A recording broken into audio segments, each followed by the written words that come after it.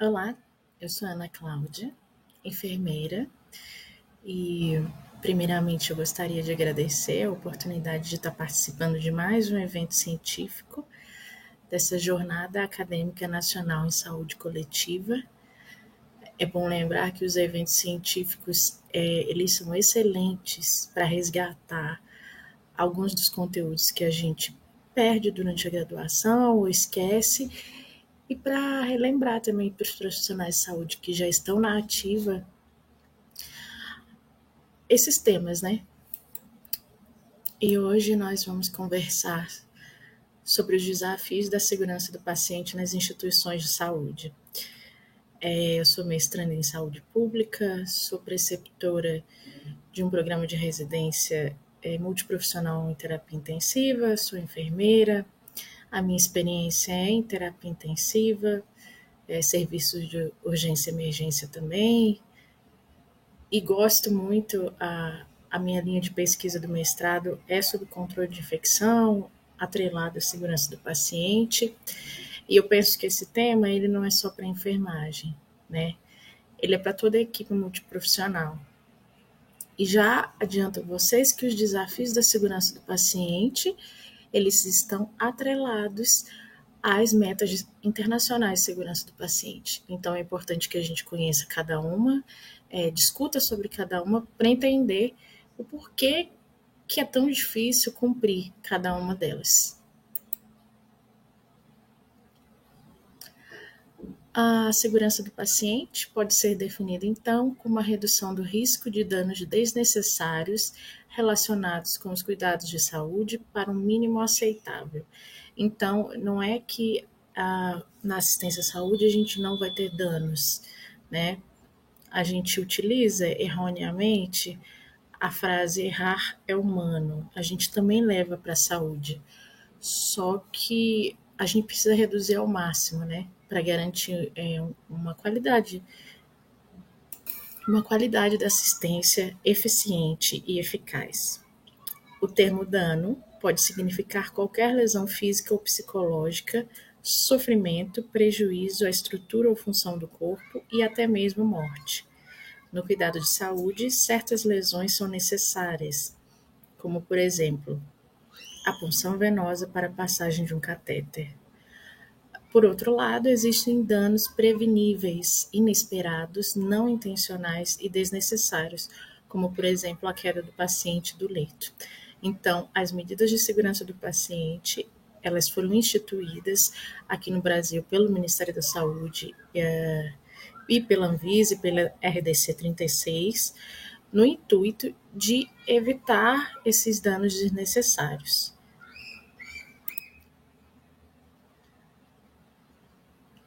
Os incidentes, então, podem ter diversas causas chamadas fatores contribuintes, que são definidos como circunstância, ação ou influência, tais como escalas ou distribuição deficiente de tarefas, que podem ter desempenhado papel na origem ou no desenvolvimento de um incidente, ou ainda aumentar o risco de acontecer. Então, quando eu tenho uma equipe incompleta, né, e aí eu puxo para o lado da enfermagem, principalmente, que é a principal categoria que está relacionada direto aos cuidados de saúde. Quando há essa deficiência na equipe, há um risco aumentado de déficit na segurança do paciente e na ocorrência de incidentes, né? E os incidentes também podem ter consequências para o paciente, definidas como um impacto sobre um doente que é total ou parcialmente atribuível ao incidente. Essa discussão sobre incidente e segurança do paciente ela é mundial, a nível de Organização Mundial de Saúde, tanto que a Organização Mundial de Saúde instituiu para os próximos 10 anos alguns objetivos e metas que a gente vai conversar mais à frente, a serem cumpridas mundialmente pelas instituições de saúde. E esse já é um dos desafios que a gente vai conversar aqui.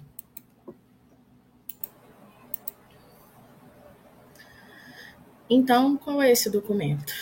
A OMS lançou um documento internacional chamado Plano de Ação Global para a Segurança do Paciente. Ele tem várias versões, em vários idiomas, e eu peguei para a gente a versão em português. E eu vou discutir agora um pouco dos princípios norteadores desse plano. O que esse plano traz? Ele traz algumas metas e objetivos para serem atingidos até 2030. E o primeiro deles é engajar pacientes e familiares enquanto parceiros no cuidado seguro. E ele já se constitui um desafio da segurança do paciente, porque a gente precisa trazer o familiar e o próprio paciente para integrar o cuidado. O cuidado não é mais realizado só como antigamente, né? O modelo médico hegemônico. O médico prescreve uma conduta e ela é só seguida. Não. A partir de agora, os pacientes e familiares precisam estar integrados no planejamento do cuidado, do plano terapêutico, para que eles entendam a importância e os riscos que isso gera, entende? Então, no risco da queda, por exemplo, a gente precisa trazer o acompanhante, o familiar, para o nosso lado, explicando o porquê das grades levantadas, o porquê, às vezes, de conter o paciente no leito para que ele não caia, para que ele não cause um alto dano, né? A gente vê essa evolução nos cuidados em saúde, principalmente quanto à segurança do paciente, quando a gente explica o porquê da conduta, sendo que isso não era realizado, né, anteriormente. Alcançar resultados por meio do trabalho colaborativo é o segundo princípio norteador desse plano. Então, integrar a equipe, ensinar e salientar a importância da segurança do paciente, da cultura de segurança do paciente nas instituições, gerar a comunicação eficaz também é um princípio que precisa ser aplicado mundialmente nas instituições de saúde. Analisar e compartilhar informações para gerar aprendizado. Então, agora, além da gente trazer o paciente para o cuidado, o seu familiar para a geração do cuidado efetivo, a gente também compartilha o resultado das condutas terapêuticas para gerar mais aprendizado. Então, a gente percebe que há uma evolução também nessa área científica, né? A geração de aprendizado é uma evolução na área científica. Fazer as evidências reverterem em melhorias viáveis e mensuráveis. Então, agora, no cuidado, considerando a segurança do paciente, a gente procura as melhores condutas terapêuticas, as que são viáveis dentro da instituição de saúde e que dá para medir através de indicadores. A gente não pode mais, a OMS vem com esse documento no intuito de aplicar, de trazer as medidas de segurança do paciente com maior aplicabilidade. Elas não vão ser mais genéricas. Vou pegar as 6 metas internacionais de segurança do paciente e aplicar nesse hospital de pequeno porte. Eles não vão ser aplicadas da mesma maneira, de pequeno porte ou de grande porte. Eles vão ver a viabilidade. Isso quem vê são os gerentes das instituições de saúde, né? A nível macro. Outro princípio norteador desse plano da OMS é basear as políticas e ações nas características do ambiente de cuidados. Então, nós vamos observar que tipo de ambiente de saúde nós estamos. Eu, por exemplo, trabalho em hospital. O meu setor é UTI. Então, as metas de segurança do paciente, elas são direcionadas para aquele setor. Então, a gente tem uma ênfase na identificação do paciente, comunicação eficaz, administração segura de medicamentos e risco de queda e lesão por pressão. Essas são as metas que são mais direcionadas ao setor que eu trabalho. Às vezes, você vai trabalhar numa unidade ambulatorial em que as metas mais aplicáveis para aquela unidade serão outras, entende? A OMS vem esclarecer que, além da gente ter as medidas de segurança do paciente para garantir a eficácia do cuidado, a gente precisa saber aplicar e que elas sejam mensuráveis também no local de trabalho. Porque não adianta a gente ter apenas um documento técnico, científico, se a gente não consegue aplicar na prática, né? No dia a dia da assistência à saúde, né? Ele se torna ineficaz, ele se torna dispensável.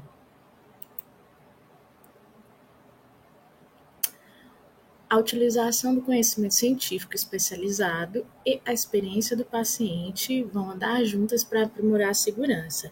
Esse é um princípio também norteador do plano. Então, e a gente puxa esse princípio também para as instituições públicas, viu? Atualmente, a gente tem as ouvidorias, né, do Serviço Público de Saúde, do Sistema Único de Saúde, que também dão um feedback para a gente sobre a experiência do paciente, né? Muitas vezes os pacientes não só reclamam na ouvidoria, eles também fazem elogios, eles também apontam melhorias, o que deveria melhorar. E aí agora, para garantir de um cuidado seguro e efetivo, a gente vai aliar o conhecimento científico dos profissionais e a experiência do paciente. Incutir uma cultura de segurança na concepção e prestação dos cuidados de saúde é um outro princípio norteador do plano. Ainda é um desafio nas instituições de saúde, principalmente hospitalares, incutir essa cultura de segurança. Muitas vezes os profissionais veem o setor do núcleo de segurança do paciente ou os profissionais que trabalham no setor como profissionais punitivos ou condutas punitivas, e essa não é a ideia da cultura de segurança do paciente. A cultura de segurança do paciente surgiu para aprimorar o cuidado, para mensurar o cuidado através de indicadores e para nos dar um direcionamento, né? Ela surge no intuito de aprendizagem e melhora do cuidado.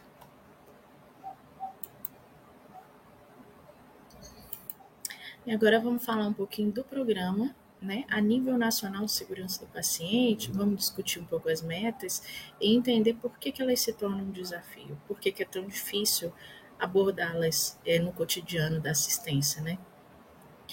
O Programa Nacional de Segurança do Paciente propõe um conjunto de medidas para prevenir e reduzir a ocorrência de incidentes nos serviços de saúde. E o que são esses incidentes, né? São os eventos ou circunstâncias que poderiam resultar ou que resultaram em um dano desnecessário para o paciente. Por exemplo, queda de paciente da cama, aplicação errada de medicamento, falha durante a cirurgia, entre outros. Esses problemas podem causar danos à saúde do paciente e devem ser comunicados à Anvisa. A Anvisa é o órgão do Ministério da Saúde responsável pelo recebimento das informações. E aí, através disso, a Anvisa pode propor ações visando a melhoria da qualidade dos estabelecimentos de acordo com a resolução RDC número 36 de 2013. Como são feitas essas notificações à Anvisa? O núcleo de segurança do paciente da sua instituição de saúde, que você trabalha, que você faz estágio, eles têm acesso ao formulário e aí há o preenchimento e cai direto lá no sistema da Anvisa. É realizada também uma busca ativa de prontuário e é por isso que é importante que todos os profissionais de saúde que estejam ali prestando atendimento ao paciente relatem ou eu não sei como é na sua instituição, mas na minha é online, né? Via prontuário eletrônico.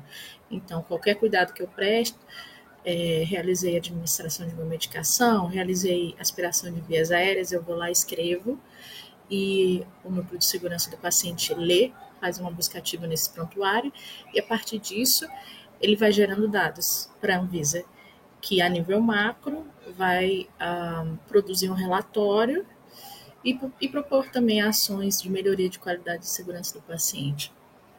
Eu gosto de falar sobre esse tema porque a nível micro, né, a pequenas ações, eu, profissional de saúde, que estou ali na assistência, na ponta, posso fazer a diferença na segurança do paciente, entende? Com pequenas ações que nós vamos ver agora. E a RDC 36 é ela que discute sobre a segurança do paciente. Ela é de 2013, mas é o nosso documento mais recente sobre o tema. Essa plaquinha costuma ter ela nos hospitais, em placa, em estilo crachá, pequenininho também, e ela traz, assim, de modo visual, quais são as metas de segurança do paciente das instituições. E quando eu olho para ela, eu penso nos desafios, porque cada meta dessa é um desafio. Pode parecer simples, mas na prática, na correria dos setores de saúde, a nível hospitalar, é difícil cumprir. Por exemplo, se a gente está num serviço de emergência e tem alta rotatividade e é no hospital do Sistema Único de Saúde, identificar o paciente corretamente pode ser um problema. Se a cada 10 minutos eu tenho a rotatividade desse paciente, às vezes eu não tenho nem tempo de colocar uma placa de identificação, a pulseira, tudo ao mesmo tempo e já trocou o paciente, entende? Então, vamos dar uma olhadinha aqui nesse quadro e observar quais são essas metas. A primeira é identificar corretamente o paciente. A segunda é melhorar a comunicação entre profissionais de saúde. A terceira meta é melhorar a segurança na prescrição, no uso e na administração de medicamentos. Então, a gente vê que as metas de segurança do paciente, elas não são só para prescritores, elas são principalmente para os executores da prescrição. A quarta meta é assegurar cirurgia em local de intervenção, procedimento e paciente corretos. A quinta meta é higienizar as mãos para evitar infecções. A sexta meta é reduzir o risco de quedas e úlceras por pressão. Essa campanha é do Ministério da Saúde e ele lançou assim esse folder mais visual para que a gente entenda melhor. Então, sobre a primeira meta, que é a identificação do paciente, na imagem a gente vê o uso de pulseirinhas coloridas que a gente usa na classificação de riscos, seja por Manchester ou por protocolo da própria instituição. Ela é um tipo de identificação do paciente, mas usualmente nos outros setores a gente utiliza essa pulseirinha aqui, ó. A Anvisa recomenda que a identificação do paciente seja feita por placa de identificação e pulseira de identificação, contendo pelo menos o nome do paciente completo, a data de nascimento, o local de internação não é necessário, até porque o paciente às vezes transita, né? Às vezes é transferido da UTI, quer dizer, do pronto-socorro para a UTI, da UTI para a clínica médica, tem um fluxo, né? Pelo menos o nome e a data de nascimento. O número do prontuário também pode ser importante, tem que conter para a gente identificar. Mas será que é necessário? Porque às vezes a gente tem dois Joãos, né? Um do lado do outro, João no leito 21 e João no leito 22. E se a gente não identifica corretamente, a gente mistura os pacientes, administra medicação errada, administra conduta terapêutica errada, exame errado, tá certo? E ainda assim, mesmo que a gente esteja em setores de saúde emergenciais, a gente precisa já ter isso embutido, de identificar o paciente. E qualquer pessoa pode fazer isso, qualquer profissional de saúde, não é só um enfermeiro ou alguém da equipe de enfermagem. Se você é fisioterapeuta, odonto, fono, está passando pelo leito, vai fazer uma avaliação, está fazendo sua visita, dá uma conferida. Olha lá, é esse paciente mesmo? Deixa eu ver essa pulseira. Tá um nome errado, sobrenome errado. Vai lá e comunica alguém da equipe de enfermagem que a gente refaz, tá certo? E a segunda meta, a de segurança do paciente, é melhorar a comunicação entre profissionais de saúde. Eu acho que esse é um grande desafio. Ainda hoje a gente tem dificuldades na comunicação, em entender o que o outro falou, principalmente quando se diz respeito à prescrição médica, né? A prescrição médica precisa ser escrita, carimbada e assinada. E às vezes, no momento de emergência, ela é dita verbalmente. E aí a pessoa não escuta direito, não entendeu, achou que era atropina, mas era adrenalina, os nomes parecidos, dosagem parecida. É por isso que você, profissional de saúde que está recebendo a mensagem, precisa se certificar que ouviu corretamente. Aí você pergunta: é adrenalina mesmo? É para fazer de que maneira? Como vai ser realizado? Repita, abra a boca e fale. Porque lá na instituição de saúde não é sobre você, é sobre o profissional que você é, sobre a efetividade do cuidado que você está prestando, né? Não é nada pessoal. Você não precisa ser amigo de ninguém, na verdade. Eu costumo conversar com as minhas residentes, né? Que eu sou preceptora, e eu falo que não é nada pessoal. Lá no ambiente de trabalho não é para ter nada pessoal. A comunicação, o jeito que você se expressa, precisa melhorar em prol do paciente, em prol do resultado da assistência que você quer prestar. E tornar a comunicação efetiva faz parte dos objetivos da segurança do paciente. E tem que estar incutido em nós também na cultura de segurança do paciente. Melhorar a segurança na prescrição, no uso e na administração de medicamentos é a terceira meta de segurança do paciente. Pode ser simples, mas ainda assim a gente tem grandes índices de erro quanto à administração, prescrição, quanto ao manejo de medicamentos em todas as instituições de saúde. E muitas vezes esses erros não são relatados, eles ficam ali mascarados, não são mensurados também, e é por isso que a gente precisa reforçar isso. Ah, mas é só ter a prescrição e seguir. Não. Há muitos desafios e muitos entraves entre você ler a prescrição do paciente, preparar o medicamento e administrar. São muitas etapas que precisam de vários processos que precisam ser reforçados. Eu sempre converso com a minha equipe sobre isso, sobre a prescrição, a administração de medicamentos, da gente realizar vários checklists, múltiplos cheques. É esse nome mesmo do paciente? É essa via? Essa dosagem? Está correto? A utilização do duplo cheque, né, da gente fazer uma revisão de tudo que está. Vou quebrar essa ampola, vou diluir, vou administrar e repetir o processo, ver se é isso mesmo, assegura a administração de medicamento.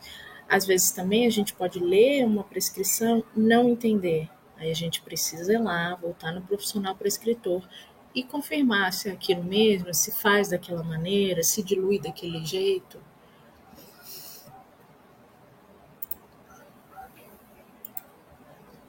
E a quarta meta, ela é mais reforçada e mais empregue no centro cirúrgico, né?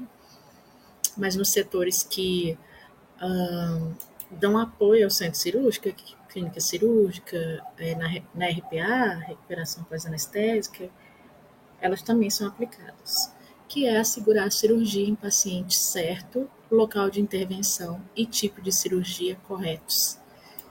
Essa meta ela surgiu, ela tem origem nos Estados Unidos nos anos 80, em um hospital em que, por um erro de impressão ou de comunicação, falha na comunicação, foi realizada uma amputação na perna errada de um paciente. Era para ser no membro inferior direito e foi realizado no membro inferior esquerdo. Em algum momento dos processos, alguém trocou ou sinalizou errado. E aí o paciente teve um dano grave, né? Teve amputação no local errado. Daí então, eles viram a necessidade de implantar algum checklist, algum documento, alguma coisa que garantisse a segurança do paciente. E aí veio essa meta da cirurgia correta. E a gente vê que continua sendo um problema, a gente acompanha nos jornais, né, que ainda tem isso, de operação no membro errado, exame também, mas falhas, né, na assistência em relação ao procedimento cirúrgico, e isso não pode acontecer, porque causa um dano irreversível ao paciente e também pode levar à morte. Então, lá no centro cirúrgico, a gente tem checklists, né, no pré, no intra e no pós-operatório que garantem a intervenção dessa meta. A quinta meta de segurança do paciente, ela é simples também, fácil de resolver, mas também não vem sendo aplicada adequadamente. Fato é que os índices de infecção relacionada à assistência à saúde aumentam, né? Aqui no Brasil eles são altíssimos, exatamente por a gente não conseguir implementar as medidas preventivas. E a higiene das mãos, ela entra nessas medidas preventivas, né? E ela não vem sendo realizada. A higiene das mãos ela é feita através da lavagem de mãos ou higienização com solução alcoólica 70%, né? E ela é feita em 5 momentos, como a gente pode ver aqui. Esse cartazinho a gente vê em todas as instituições de saúde, em todos os níveis de cuidado, primário, secundário, terciário. Em que momento eu devo higienizar as mãos? Antes de tocar o paciente, antes de realizar o procedimento limpo asséptico, após o risco de exposição a fluidos corporais, após tocar o paciente e após tocar superfícies próximas ao paciente.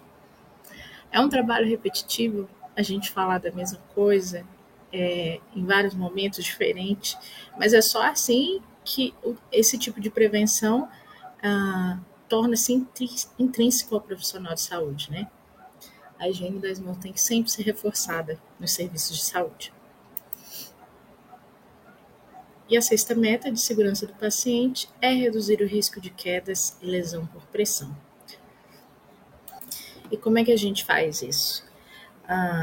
O risco de quedas a gente mensura e trata com ele através de uma escala chamada escala de Morse. Nela vem vários itens que a gente escalona o paciente ali e vê se tem um alto risco, médio ou baixo risco. Né? Para os idosos, a gente já sinaliza que tem um alto risco, né? Devido ao declínio da idade, das funcionalidades, marcha, entre outros. Então, no idoso,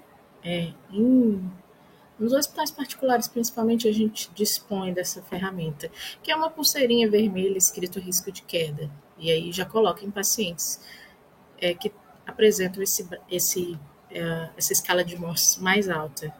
No hospital público, a gente pode sinalizar, criar outra maneira de botar na própria placa de identificação ou uma pulseirinha em branco, escrever risco de queda. E a lesão por pressão também é um tema delicado que é relacionado diretamente à assistência à saúde, né? E a gente tem medidas preventivas específicas. Eu posso falar da UTI. Uma delas é a inspeção de pele diária, realizada por vários profissionais de saúde, mudanças de decúbito a cada 2 horas, cuidados nutricionais, cuidados com glicemia, cuidados na higiene corporal, cuidados com observar fricção e cisalhamento de lençóis na cama. São cuidados mais direcionados à enfermagem também, e cuidados relativos ao paciente. É um desafio grande manejar a lesão por pressão e manejar o próprio risco de lesão por pressão, porque são vários atributos que corroboram na lesão por pressão. Equipe déficit em RH é um problema quando a gente fala em lesão por pressão, porque para realizar a mudança de decúbito, para realizar todos os cuidados que o paciente dependente precisa, a gente precisa de gente, né, para trabalhar, para estar ali, beira-leito do paciente. A própria instabilidade hemodinâmica do paciente, o próprio quadro do paciente, muitas vezes não permite a movimentação do paciente no leito, né? Como é que a gente vai descomprimir uma região sacral de um paciente deitado, entubado, cheio de drogas, cheio de medicações em bomba, né? Às vezes a gente não consegue. A gente tem problemas também na metabolização e nutrição do paciente para que ele consiga cicatrizar uma área ferida. Às vezes também, por causa do paciente, a gente não consegue. Então, assim, são muitos desafios, inúmeros, e que, se eles não forem abordados, constituem em eventos adversos, e os eventos adversos nos geram uma taxa baixa da eficácia da qualidade do cuidado, né? Se tem muito erro acontecendo, tá ruim a assistência, né? Mas ainda assim, a gente precisa ter o cuidado de notificar para que isso nos possa gerar algum aprendizado, né? Possa gerar índices que nos tragam soluções para gerir esses nossos desafios institucionais.